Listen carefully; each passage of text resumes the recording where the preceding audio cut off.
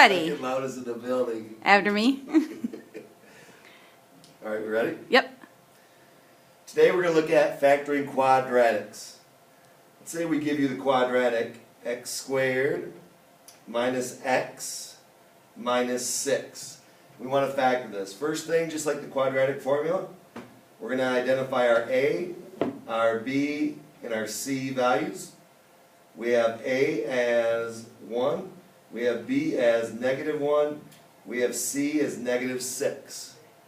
If you remember back to freshman algebra, we're going to factor this using the x method.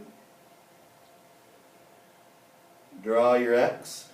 On the bottom here is going to be a times c. On the top is going to be our b value. So if I plug this in, I get a -1. On the bottom, I get a times c, which is -6. Now I'm looking for factors. I'm looking for items that multiply will give me a -6, and when I add them together, I'll get a -1. I'm going to pick +3 and -2. 3 times -2 is -6.